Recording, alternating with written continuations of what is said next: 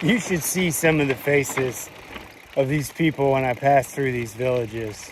They look at me like, who the hell are you and where did you come from? All right, good morning. The situation is I found a couple bike shops in a city nearby, like 12 miles. So I'm gonna go try those out. I'm gonna go get some cash first so that we have that to pay. I'm pretty sure they don't take card. Yeah, despite our circumstances, we're gonna make it a good day. So let's get started. The proposed bike shop was a short 15-mile jaunt over to Escuinapa. Unfortunately, the road did not want to make it easy.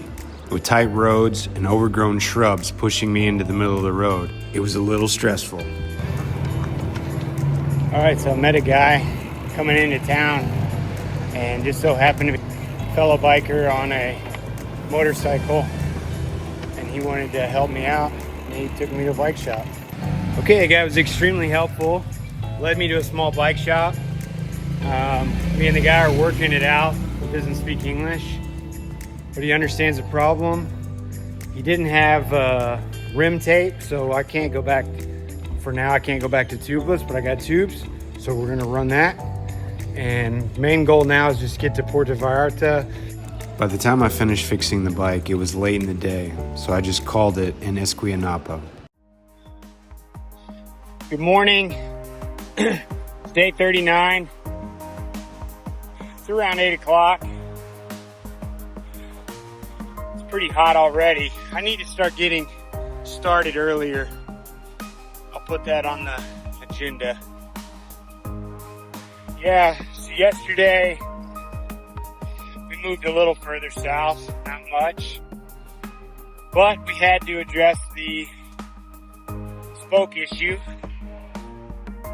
So, as I was coming into the next town, Escuinapa, I don't know if I'm saying that correctly, guy on a moped pulls up next to me, and he speaks a little English. He's asking me, "Oh, where are you going?" And I said, "Argentina." And then he was like, "You need water?" And I said, "No." And he's just, "Okay," speeds off. So I was like, all right. And then I get into town. I'm trying to find a bike shop. And he comes zipping up next to me. And he's got a gallon of water. So he ran to the store, bought me water, which was very nice. And then I kind of explained to him I was looking for a bike shop. So he said, "Follow me." So I follow him through town to this little bitty bike shop. And he basically drops me off. I said, "Thank you." And yeah, I got my spoke fixed. Now I did have to switch over to a tube on the back tire because he didn't have any rim tape. But I plan on switching it back in Puerto Vallarta. Plan is, this is just a temporary patch. Planning on getting a new wheel in Puerto Vallarta. But we'll see.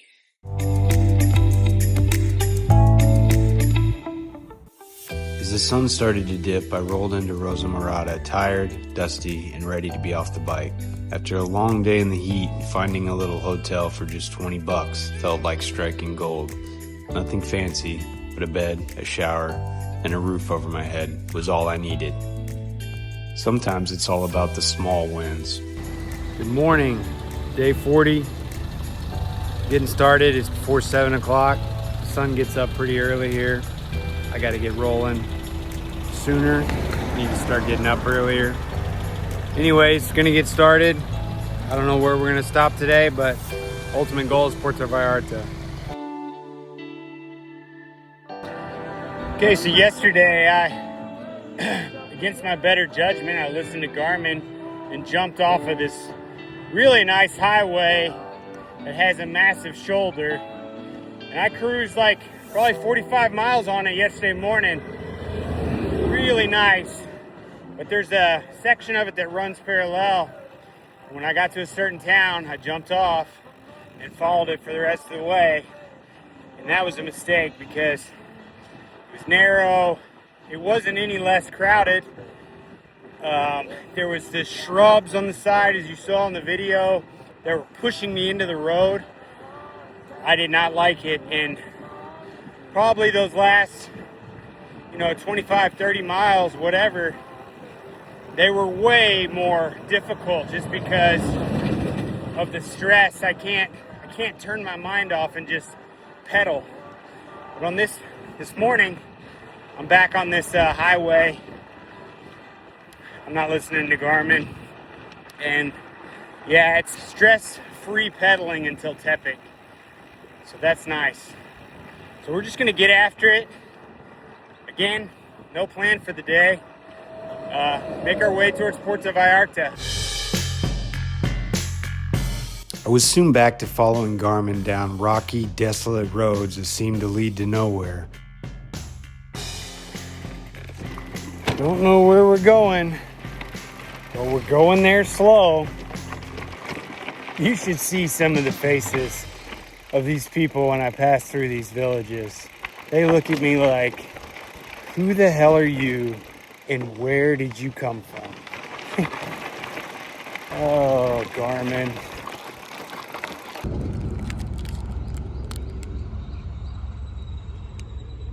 All right, it's hot. It's the middle of the day.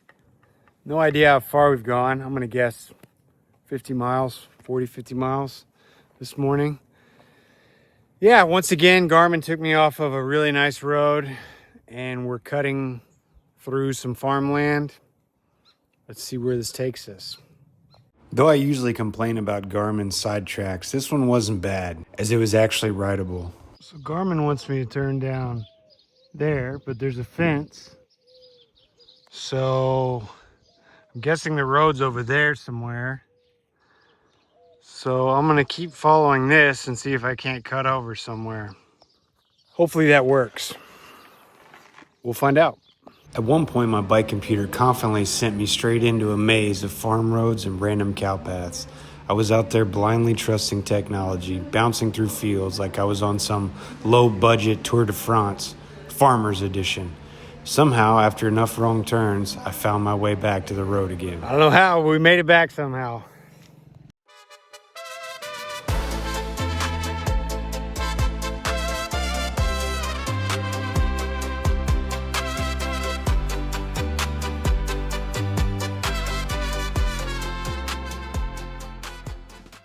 Yeah, so I've been on this dirt road for the last over an hour, and man, I'm over it. I'm pretty much done for the day. I'm just sick of riding. So as soon as I get off this road, I'll find a spot to shut it down. Yeah, I'm shutting it down. We're done. Okay, as you can see, we're back to the main road. Now let's go see if we can't find some place to shut it down.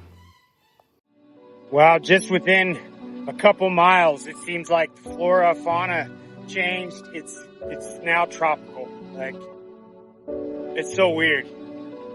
But yeah, I'm definitely by the coast now. I came over the top of this hill, I could see the ocean, so that's a good thing.